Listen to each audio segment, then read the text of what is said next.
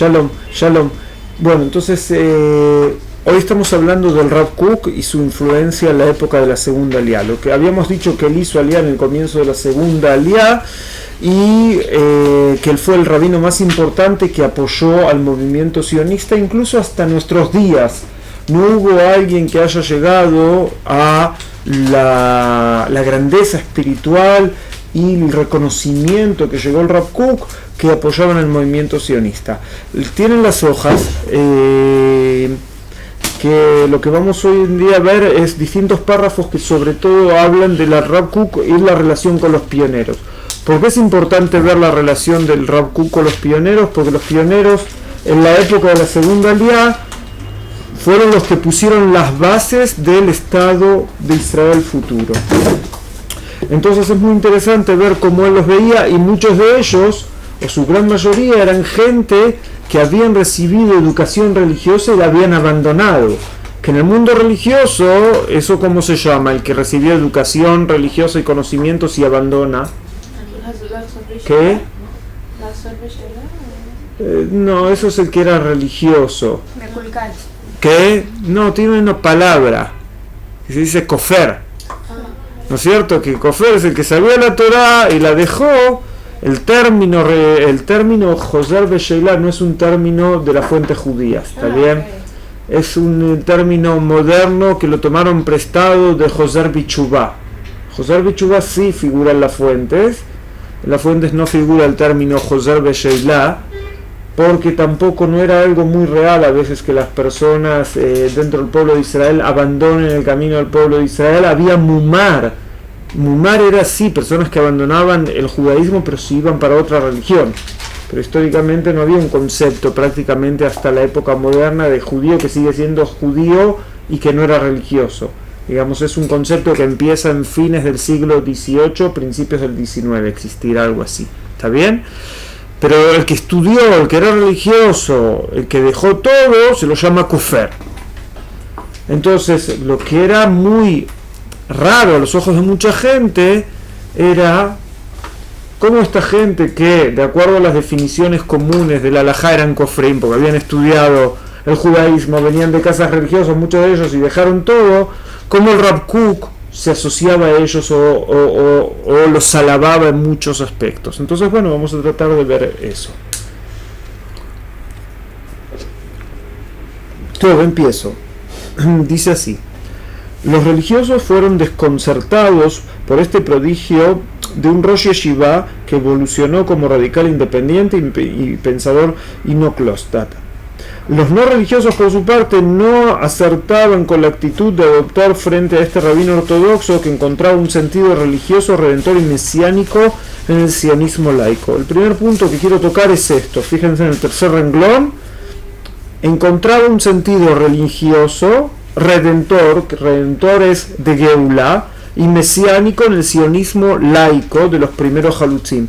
O sea, lo que esta gente está haciendo es algo que tiene que ver con la redención del pueblo de Israel.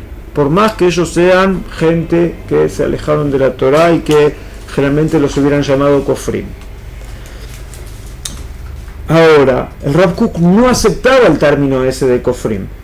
Porque fíjense lo que decía, el rabino Kook rechazaba vivamente la idea de que los judíos religiosos debían apartarse de los no religiosos. Esa es una idea idólatra. O sea, de acuerdo al Rav Kook, es idolatrismo alejarse de los judíos por lo que no es religioso. O sea, si no hay que relacionar, hay algunos que decían, él no es religioso, no te relaciones con él, dice, eso no es una idea judía, es una idea de Avodah Zará, de dejarlo al otro judío abandonado. ¿Dónde lo decía él eso? ¿Dónde lo decía? Ahora voy a traer algunas citas. En todo lo que él hacía prácticamente se veía. No es que lo escribió. También lo escribió, seguro que lo escribió. Escribió, hay algo que se llama, el librito más famoso se llama Ma'amar Ador. Ma'amar Ador sería como un artículo sobre la generación, que él habla de la generación en la cual él vivió, de cómo él veía como que ellos estaban muy elevados. Después en sus cartas, en Igrota Reayá, hay una famosa carta que el Rav Kook dice cuál es el judío ideal. y él sabe a agarrar de cada una de las partes de la población judía que había en ese momento, como entre todos juntos hacen el ideal. En Igrot HaReaya, en las cartas del Rav Kook, ahí él habla que el judío ideal tiene que ser, por un lado, nacionalista, tiene que tener el sentimiento nacional, el orgullo de ser parte del pueblo judío, del querer dar mucho por su pueblo, o sea, el nacionalismo, lo que sería la derecha, ¿está bien? Por un lado. Por otro lado, él dice que el judío ideal tiene que ser universalista, que se preocupe por cada ser humano que hay, por cada persona, por cada cosa, como lo que sería la izquierda, ¿no es cierto? Se preocupa por otro, por todas las cosas, sin importar de qué grupo, ¿no es cierto?, uno pertenece. Por otro lado, también Rav Kook dice que el judío ideal tiene que estar apegado a las fuentes de Israel, a las fuentes judías, y tiene que cumplir la Torah. O sea, cuando Rav Kook dice quién es el judío ideal es el que es nacionalista, el que es universalista y el que es también que cumple la Torah. Y cuando estaba hablando del judío universalista en su momento, casi ninguno de esos judíos universalistas eran religiosos. ¿Entienden? Es uno de los lugares, por ejemplo, ¿está bien? Segundo párrafo estoy. El Rab sostenía que de lo profano surgirá lo santo, y asimismo de la libertad surgirá el yugo amado. Entonces él que veía, lo profano es profano por ahora, después va a venir algo santo de esto. De la libertad o libertinaje después va a venir el yugo, o sea que estar dedicado al servicio de Dios. Después decía, eslabones de oro se unirán y se levantarán también del canto de los laicos, y el arrepentimiento, la tshuvá resplandeciente saldrá de la literatura superflua. Esta será la grandiosidad de la redención. O sea, el que veía, por ahora escriben cosas, literatura sin sentido, o puede ser que nosotros veamos cantos que no tienen mucho contenido, pero el Rav Kook decía, esto es algo temporario, esto se va a elevar. El tercer párrafo dice, se abrirá el pimpollo, crecerá la flor, madurará el fruto, y sabrá el mundo entero que el Espíritu Celestial acompaña a la congregación de Israel en todos los movimientos que lleva a cabo, y al final de todo será la tshuvá que trae salud y redención al mundo todo. Otra de las cosas que él veía, ¿entienden? Como que él veía un proceso. Otra cita que hay acá en el cuarto párrafo, fíjense casi al final del párrafo, que él decía, todos los constructores de la nación judía llegarán al seno de la verdad, y entonces con una voz altiva y llena de valentía dirán a su pueblo y a sí mismo, regresemos a Dios. O sea, ¿qué es lo que él veía? Por ahora hay gente que no hablan de Hashem, no hablan de las mitzvot, pero van a llegar en su momento, van a llegar, hay que darles tiempo, pensaba el Rav Kook. Ahora, vamos a donde dice la primera guerra y la reconstrucción de Israel. Rav Kook viene acá, se empieza a construir la nación judía, ¿no es cierto?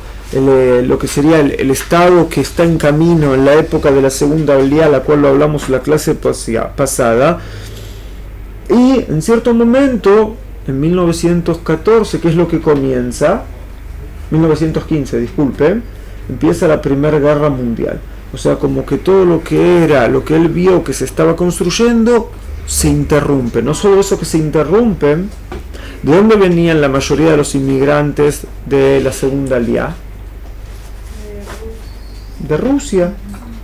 De Rusia. Habíamos visto que cuando había tantos problemas ahí en Rusia, muchos se iban para Estados Unidos, pero algunos, muy idealistas, venían para aquí, para Israel. En la Primera Guerra Mundial, Turquía y Rusia están en bandos opuestos. O sea, Turquía está junto con Alemania y Rusia pelea contra ese eje que es conformado, entre otros, por Alemania y Turquía. Entonces los turcos que estaban acá en Eretz Israel, ¿qué dicen? Todos los rusos que están acá son ciudadanos ¿de quién? De Rusia. Del enemigo. pueden ser fácilmente espías, fácilmente pueden querer hacernos cosas en contra nuestra. Entonces, ¿qué es lo que empiezan a hacer? Expulsar a la gente, expulsar a los rusos que estaban aquí. Y decenas de miles de los nuevos inmigrantes se tienen que ir. Al Rav Kook no lo tuvieron que expulsar, simplemente no pudo volver. ¿De dónde no pudo volver? Un viaje que hizo Fue a la convención de Agudat Israel. ¿Qué es Agudat Israel? Qué interesante también que el Rav Kook fue a la convención de Agudat Israel. ¿Por qué? Dijimos que en 1912 crea el movimiento Mizrahi, que sería un movimiento religioso sionista que quería influenciar el sionismo con cosas de la Torá y del cumplimiento también de cómo se construye el futuro Estado. Ahora, hubo un grupo de rabinos que estaba dentro de ese grupo, vio que el sionismo no querían escuchar demasiado de religión, y por eso veían que el sionismo se alejaba mucho, que después vamos a ver un poco más acá el tema este. Entonces este grupo de rabinos dijeron, esto se aleja mucho del sionismo, entonces nosotros, si el sionismo está tan alejado del judaísmo, nosotros nos alejamos del sionismo, y fundan el partido religioso, como digamos, fuera del contexto sionista, que se llamó Agudat Israel, que existe hasta el día de la fecha. Y eso fue en 1912. Justo antes de que empiece la Primera Guerra Mundial, hubo una convención de Agudat Israel en Europa, la cual el Rav Kook, en Suiza más precisamente, al cual el Rav Kook es invitado. El Rav Kook viaja para ahí, y cuando está en ese viaje empieza la Primera Guerra Mundial y no puede volver a la tierra de Israel, y empieza a ser rabino en Europa durante varios años. ¿Está bien? Entonces, ¿qué es lo que veía el Rav Kook de la guerra? Y nos va a ayudar un poco ver cómo el Rav Kook veía todas las cosas, no solo la guerra.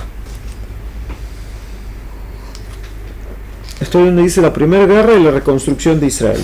El Rav sintió con fuerza el ritmo de aquellos días en que el mundo se estremecía, los peligros y las posibilidades existentes. Y el Rav Kook dijo, cuando hay una gran guerra en el mundo, se despierta la fuerza del Mashiach. Llegó la época del cántico, de la alegría, los malvados son arrasados del mundo, y este se perfuma y la voz de la redención se escucha sobre nuestra tierra. Con la finalización de la guerra renace el mundo con un nuevo espíritu y los pasos del Mashiach se revelan. Cuanto mayor es la fuerza, mayores son aún las ansias de la esperanza mesiánica. Esta guerra mundial trae consigo grandes esperanzas, más aún con la renovación del Yishuv en Eretz Israel. ¿Qué es lo que ustedes ven? ¿Qué es lo que él ve de la guerra? que es la guerra de La guerra de... la redención. Como que la guerra puede ayudar a la redención. Ahora, la guerra es una época de mucha oscuridad, ¿no es cierto? Muchas muertes, muchas cosas, mucho sufrimiento. Pero él que veía, si en este momento hay algo con mucha oscuridad, después puede venir algo con mucha luz. ¿Entienden? Que eso es algo muy importante en la visión del Rav Kook. Acá nos dice el próximo párrafo y dice: el Rav reconoció el lazo existente entre el momento histórico del mundo relacionado con el momento histórico del pueblo de Israel. Vio en esta guerra el quebrantamiento de la cultura europea que debería traer tras de sí el perfeccionamiento de la humanidad y la reconstrucción del pueblo de Israel, del pueblo judío. Entonces él que veía, esta guerra es por cómo era la cultura en Europa, por todo lo que ahí sucedía. Entonces, si esa cultura no era tan buena, entonces esa cultura después de esta guerra se iba a quebrar, y entonces el mundo se tendría que perfeccionalizar a través de eso. Hubo algo que en las primeras épocas después de la guerra de verdad se veía que el mundo parecería que iba a ser un poco mejor. Después, cuando fue la Segunda Guerra, entendimos que el mundo no mejoró mucho, que incluso empeoró todavía desde la Primera Guerra. Pero, por ejemplo, la idea de que haya una Liga de Naciones del mundo que juntas tratan de ir para adelante, sucedió después de la Primera Guerra Mundial, que se levanta la Liga de las Naciones. que es como el antecesor de la ONU. Antes de eso no había algo así. No sirvió de nada, igual no pudieron hacer nada, No sirvió de Pero mucho. sentó precedente. Es de precedente, pero de verdad con lo que trataron de hacer no lo pudieron llevar a cabo. Pero después crearon una que sí.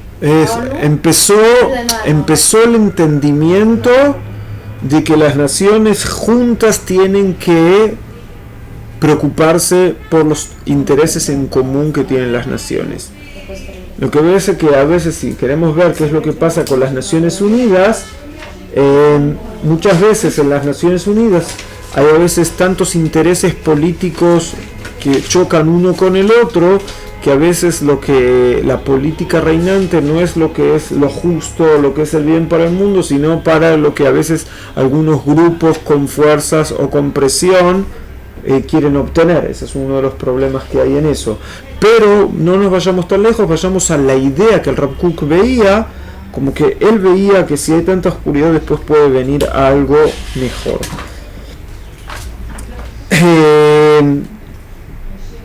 El Rav Kook, antes de la Primera Guerra Mundial, cuando él era acá el Rab de Yafo y las Moshavot, ¿sí? Que era el rabino de Yafo y los nuevos asentamientos, él quería sentir a la gente de cerca.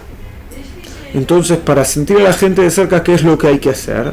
Hay que ir a verlos, hay que acercarse a ellos, ¿no es cierto? No se puede querer sentir a la gente, entender a la gente cuando no escuchamos uno al otro.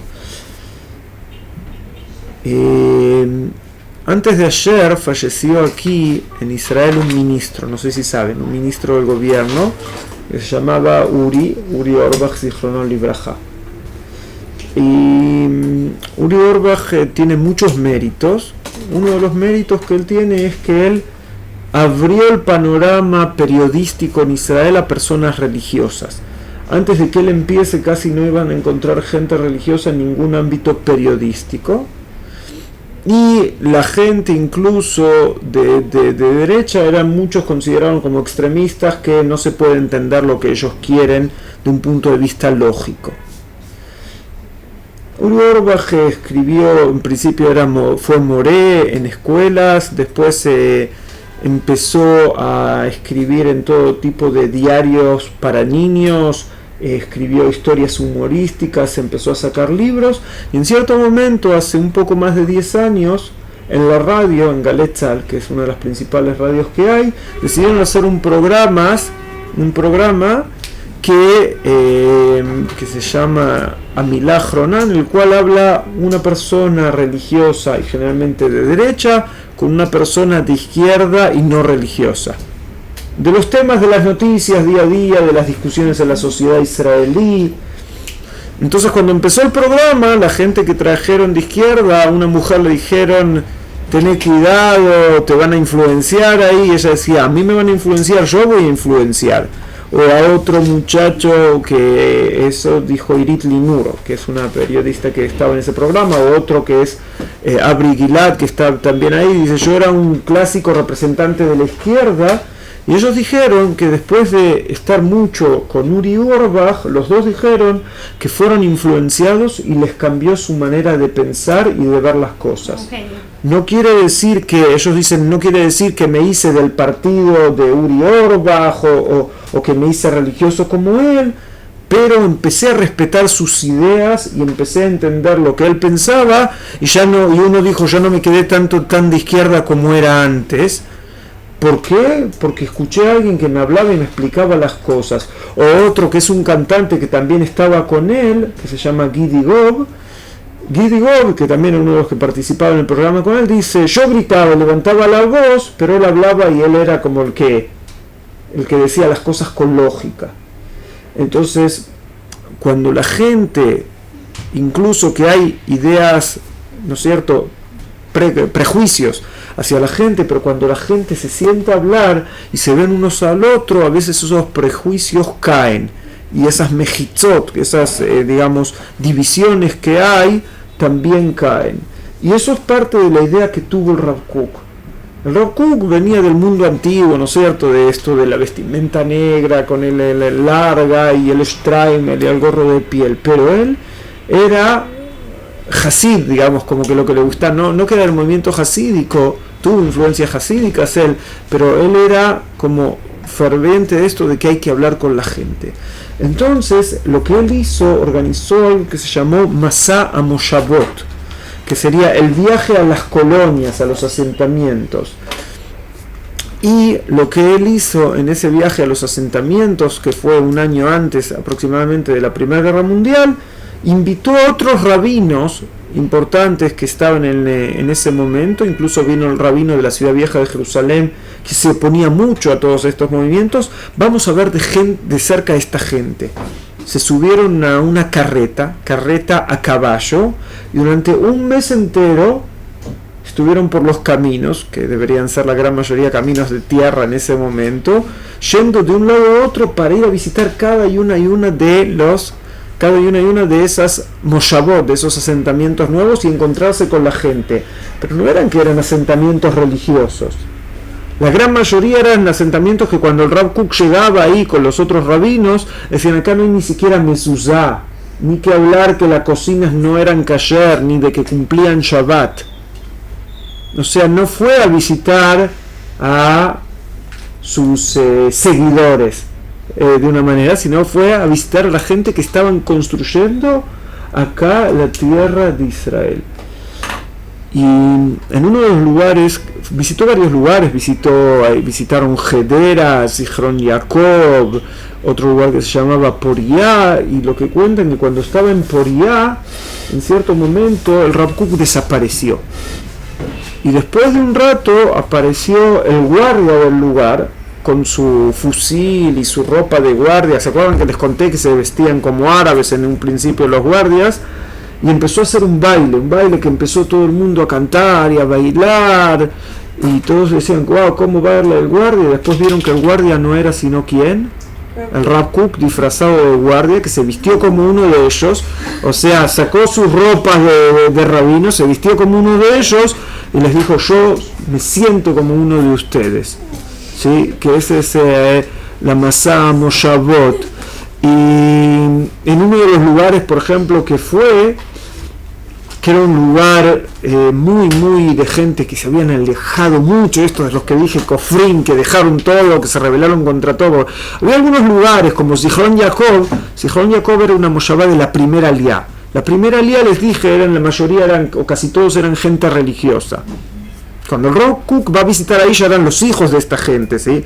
Porque el Rav Kook va a visitar ahí más de 30 años después que el lugar existía. Era como como que tenían cariño a la tradición, ¿está bien? O había algunas discusiones de cómo tenía que ser el Bet HaKnesset, pero había Bet HaKnesset, ¿entienden? En otro de los lugares que fueron fundados en la segunda vez, ni Bet HaKnesset, ni tradición, ni nada, pero el Rav Kook trataba de ver lo que los unían y de las cosas positivas. Y había gente que después, como 60 o 70 años después, gente que en ese momento eran jóvenes de 15, de 16, de 20 años, todavía recordaban el viaje y el encuentro con el Rav Kook y los rabinos que fueron en la masá de las Moshavot, ¿sí? Esa fue la primera masá que el Rav Kook organizó, que llevó incluso al rabino más cerrado que había frente al sionismo, que era el Rav Sonnenfeld, que era el Rav que se oponía al Rav Kook, porque el Rav Kook era demasiado abierto. También lo llevó a él a que vayan a conocer a todo esto. O sea, Rav Kook quiso poner el diálogo y quiso ver lo bueno que tenía esta gente. ¿Generó cambios en la población de los musulmanes? Hubo en muchos, sí, en la mayoría de los lugares, por supuesto, que eran muy bien recibidos. Hubo en algunos lugares que les hacían todo tipo de promesas a los rabanín, que van a poner por lo menos en la escuela a alguien que enseñe el judaísmo y que crea en el judaísmo, que haya más tradición, o de la cocina kasher, en algunos lugares que iban a hacer cocina kasher. Ellos trataban de hacer un poco de influenciar para que haya un poco más de tradición en las nuevas colonias. Pero hubo algunos que también, en uno de los lugares que llegó, se levantó una persona en el comedor de Merjavia, que era uno de esos lugares que después fue un kibutz de la Shomer HaTzair, que uno les empezó a gritar a los rabinos: ¿para qué vinieron? Aunque ustedes no nos van a influenciar, acá no nos van a influenciar en nada. Les empezó a gritar a los rabanim, uno que estaba muy enojado, se ve, con todo lo que es la parte religiosa. El Rav Kook se levantó y les dijo: No vinimos a influenciar, vinimos a ser influenciados. Lo banu leashpia, banu liot mushpaim. Así le contestó el Rav Kook, o sea, vengo a aprender de ustedes. Ustedes están acá haciendo algo grande, algo increíble. Entonces vengo a aprender de lo que ustedes hacen. Entienden que cuando te dan una respuesta así, te tiran abajo todas las vallas y toda la enemistad que uno quería poner. Ese tipo de respuesta que le dio el Rav Kook a uno de estos de los Halutzim. Vamos al anteúltimo párrafo, la primera hoja, que después, muchos años después, el Rav Kook se quedó con buen gusto, se ve de su primer viaje, que como ven casi 17 años después de su primer recorrido por las Moshavot, el Rav Kook ya cuando era el gran Rav de todo Eretz Israel, pero cuando hizo el primer viaje era el Rav de Yafo y las Moshavot. Después de la Primera Guerra Mundial, un tiempo después, cuando vuelve a Israel, primero lo nombran rabino de Yerushalayim y después lo nombran el Rav Rashi, el gran rabino de todo Eretz Israel. Cuando era el gran rabino de todo Eretz Israel, hace un segundo viaje, es el párrafo que dice en Iyar del año 5687, que era el 1927, ¿está bien? Aquí ya era el Rav. Él era el Rav Rashi, era el gran rabino del asentamiento en Eretz Israel. Realizó su segunda gira por los diversos asentamientos y poblados judíos de Shomron, Emek Israel y el Galil. A su regreso declaró en una reunión de prensa hecha en su casa: desde nuestra última visita al Galil antes de la guerra, sostuve que las deficiencias que hay todavía en aquellos poblados, incluidos los religiosos, deben ser juzgadas como pasajeras. No piensen que cuando Rav Kook hizo el primer viaje vio todo color de rosa y que todo estaba bien, ¿no es cierto? Pero él que vio, Najón, hay cosas aquí que cambiar, pero esto es pasajero, que esto está mal. Con la influencia de los más grandes eruditos de la Torá, hecha con amor y hermandad y con una expresión de reconocimientos por los grandes actos que realizan nuestros halutzim, pioneros, por la reconstrucción de la tierra y en la valoración real que merece el movimiento de la reconstrucción de la nación judía de su tierra, cabe la esperanza que todo se solucionará y las sombras se desvanecerán y todos los poblados y nuevos asentamientos se establecerán finalmente de acuerdo al espíritu y la santidad de Israel, la Torá y sus mitzvot. O sea, esa es la esperanza de él, ¿sí? El Rav Bigón, que les acaba de hablar hace un ratito, el Rav Bigón fue alumno del hijo del Rav Kook, ¿sí? Fue alumno del hijo del Rav Kook, el Rav Tzvi Yehuda Cohen Kook, y el Rav Kook también fundó una yeshiva que es la yeshiva Merkaz HaRab, que tenemos a 300 metros de aquí. Si van caminando derecho van a ver la yeshiva. El Rav Bigón, que fundó aquí Mahon Meir, y Mahon Ora en base a las enseñanzas del Rav Kook. ¿Entienden? O sea, la visión de este lugar está basada en estas enseñanzas, ¿entienden? De que ¿cuál es el lema del de acá del Mahon Meir y Mahon Ora? Es Yadut Be'ava, el judaísmo a través del amor. Ahora entienden de dónde sale. Entienden que cuando el Rav Kook veía que todo era tal vez a los ojos de otros, estos abandonaron la Torah, no cumplen nada, pero el Rav Kook, ¿qué veía? Esta gente están construyendo el Estado Nacional. Y es algo muy grande. Y sí, tienen falencias, tienen defectos, tienen. Pero paciencia, se van a solucionar. Es más, si queremos hacer, esta clase estamos viendo, ¿no es cierto?, la historia judía y la historia del Estado moderno de Israel. En cierto momento, en la segunda clase, cuando hablamos de la introducción, hablamos del retorno. ¿Del retorno de dónde? ¿De dónde hubo retorno acá a la tierra de Israel en la época incluso del Tanaj? ¿De Egipto? ¿De Babilonia? De Babilonia. Cuando los judíos retornaron de Babilonia, había muchos judíos casados con mujeres no judías, que sus hijos no eran considerados judíos, ¿sí? O que estaban muy lejos del cumplimiento del judaísmo. Y que por eso dijeron no hay que reconstruir el segundo templo porque la gente está muy alejada de la Torá. Estaba tan alejada de la Torá la gente que Ezra, uno de los líderes de esa generación, hizo como un nuevo pacto para recibir y aceptar la Torá. Hizo como un segundo, vieron como mamá, ¿no es cierto? Acabamos de ver las parashiot de Aseret Adibrot con el Rav Natan, parte 1, parte 2, parte 3, parte 4, ¿no es cierto? De los Aseret Adibrot, pero que todo el mundo fue un pacto que se hizo, ¿no es cierto? Que recibieron la Torah. En esa generación los consideraban tan alejados a los judíos que les hicieron hacer un nuevo pacto para aceptar la Torah. Y que por eso dijeron, no vamos a reconstruir la segunda nación porque no va a surgir. Y fijémonos que al final de la época del segundo templo es tal vez una de las épocas de oro que influencian hasta nuestros días, porque las finales del segundo templo, ahí estaban gran parte de los sabios que figuran en las Mishnayot y en algunos Midrashim, vivieron al final de la época del segundo templo. O sea, las grandes enseñanzas de Hillel, Shammai, ¿de dónde eran? Era la época del segundo templo, ¿sí? Las grandes enseñanzas de Rabbi Yohanan ben Zakkai, la época del segundo templo, son unas antes de que se destruya, otros después, pero o sea, a prácticamente uno de los máximos estados de estudio de la Torá se va a llegar en la época del segundo templo, que empezó de gente tan alejada. ¿Qué era lo que veía el Rav Kook? Veía el tercer regreso, la tercera casa de Israel.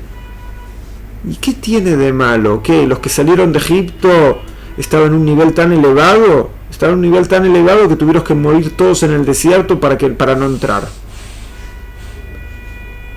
Sacando 2 personas. Tenían que morir todos del nivel que tenían los que salieron de Egipto. ¿Entienden? Y los de la segunda vuelta, los de Babel, que estaban a un nivel tan elevado, sí, tan elevado, que había que decir que se divorcien, que se casen con mujeres judías y que acepten de nuevo la Torá. Entonces el Rav Kook, cuando veía que es el tercer regreso de Israel, hay que asustarse de eso. Están construyendo la casa para todo el pueblo de Israel. Es verdad, ahora están lejos de ciertas cosas, pero puede ser que no estaban peor de la época de los que regresaron en la época del segundo templo, cuando se construyó el segundo templo. Pues, bueno, también se cuenta que durante la época del Tanaj y todo eso, todavía había profecía. Entonces también tuvo mucha controversia porque cuando inició toda la creación de Israel, no había profecía. Sí, pero Esra y Nehemia ya no son profecías. Ya no son profetas. Sí. En Esra y Nehemia no se consideran, a ellos nosotros los llamamos Sofrim. El título de Esra no es como Shmuel Anaví, que era un profeta. Esra era un sofer, que era, se lo traduce como escriba, pero era el que enseñaban la Torá. Y Esra y Nehemia no se manejan por profecía. El retorno de Egipto a Israel fue a través de Dios directamente, ¿está bien? Pero el retorno de Babilonia a Israel fue, sí, influencia de Dios en la historia, pero Koresh, Ciro, el rey de Persia, sacó un edicto, que tenemos una copia de él hasta hoy en día, que los judíos podían volver a la tierra de Israel. Y pone a Nehemia, que era uno de los también líderes que estaba ahí en la época de Ezra, como líder político aquí de Judea. ¿Está bien? Entonces, que el Rav Kook veía esto, ¿por qué se tenía que asustar? Si ya vimos algo así en la historia del pueblo de Israel. Vamos a la última hoja que tienen.